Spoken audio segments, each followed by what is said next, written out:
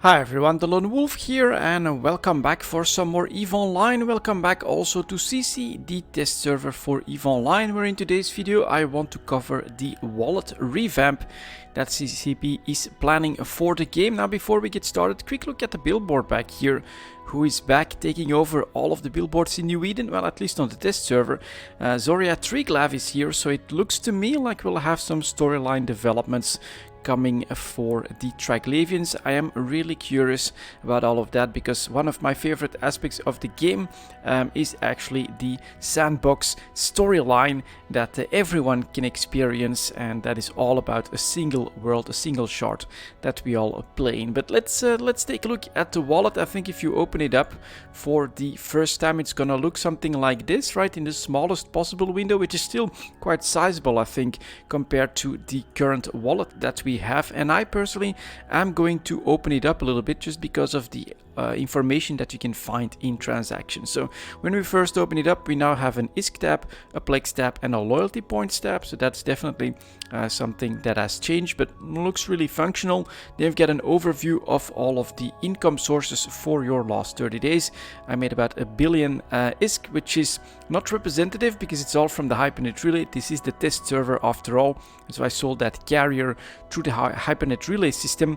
So that's how this shows up. And then you also have your expenses, minus 124.6 million ISK spent. So I am definitely cash flow positive at this point. I think on TQ it might be different because I do spend quite a bit of ISK on the fuels for all of the structures. Before we take a closer look at this one, quick look at what we know from the current wallet. Here is the transactions tab, so you get the same filters over here. You've got some time filters as well, but you can basically decide to look at all the individual transactions. Then you get the market transactions themselves, where you've got some extra filters.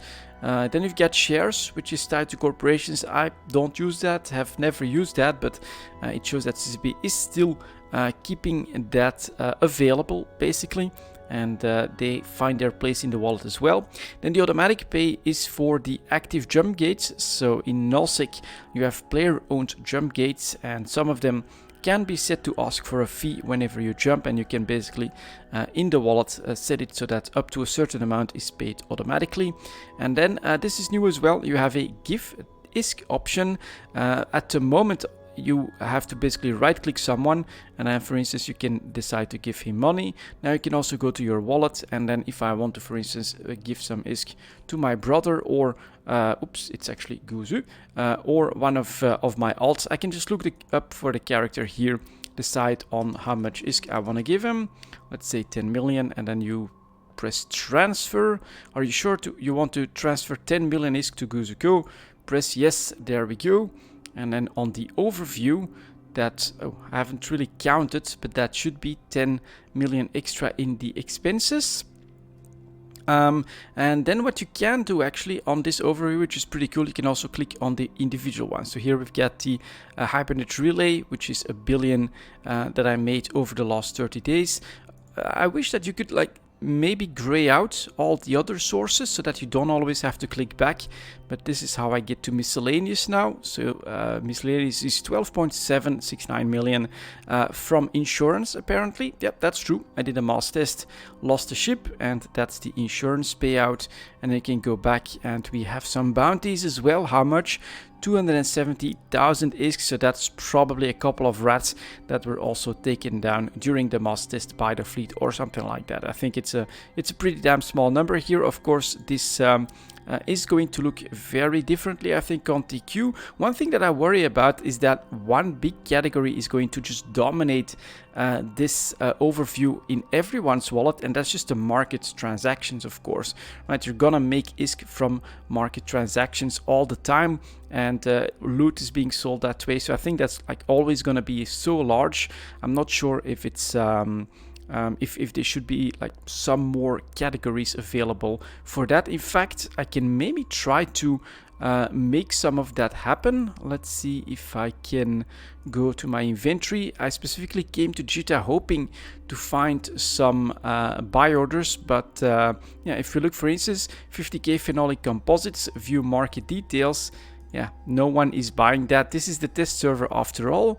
Let's see about the tungsten carbides.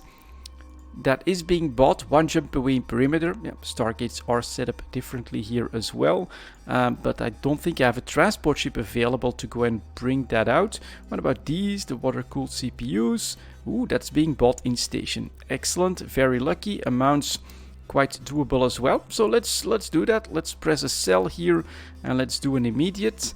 Why does it give me a warning on 2000s? Because the best price is only at 680. All right, let's do sell. Yep, let's sell all of these. I made 4 million ISK, and then let's quickly look on the wallets. Does it update that? Go back to the overview. Hypernet relay. No, not showing up just yet. Let's sell the rest of these. Okay, my wallet went up by another 8 million. My transactions, not yet, I wonder. Ah, there we go. I could click on this and now that updated. And then on expenses. Ooh, all right. This is actually really cool as well. You can actually look at the details of your expenses. So I spent quite a bit of money on their Hypernet relay. This is just a test, guys. I actually don't plan to use this feature too much. Then we've got some transfers. That's a 10 million ISK that I just transferred.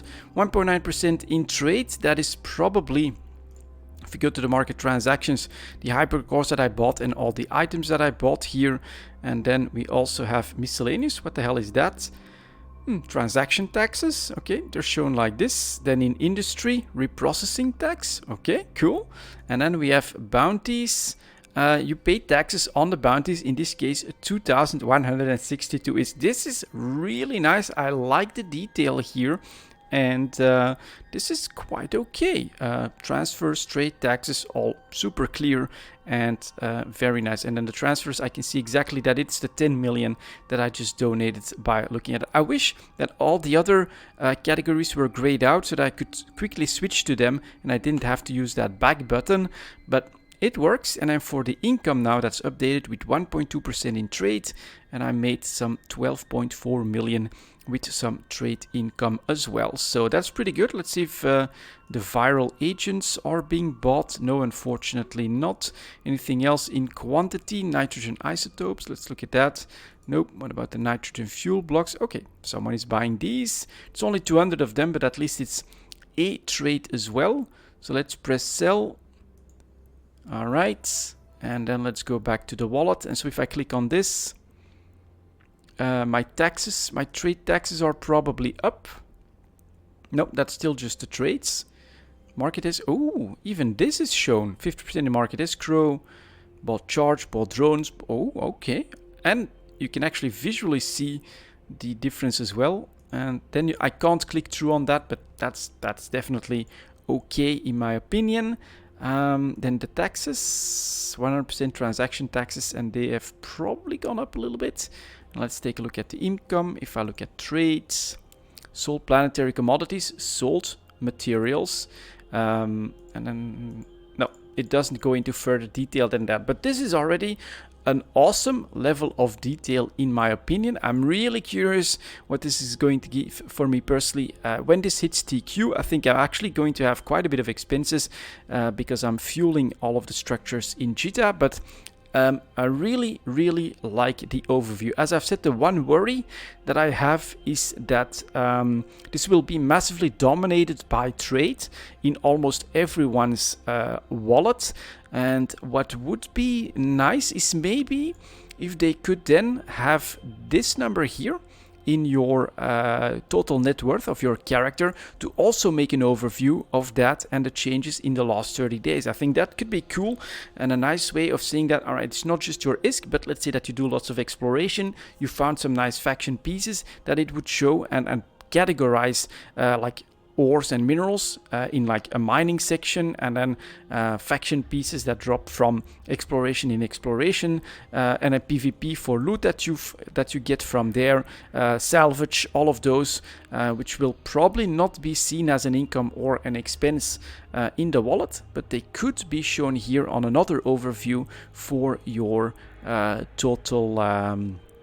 total net worth. It's just an idea, in my opinion, to give even more information, but this is already, in my opinion, super cool, and I'm really surprised when it comes to like the trade, you've got all of these details, and especially when it comes to the expenses, you've got your transaction taxes, and which one was it that showed, there we go, full breakdown of everything that you spend your ISK on. Very cool. I'm absolutely loving this and can't wait to actually get going and see the results and try to balance my balance sheet basically as I play the game solo and try to keep everything up and running in Digital, for instance. It's going to be very cool.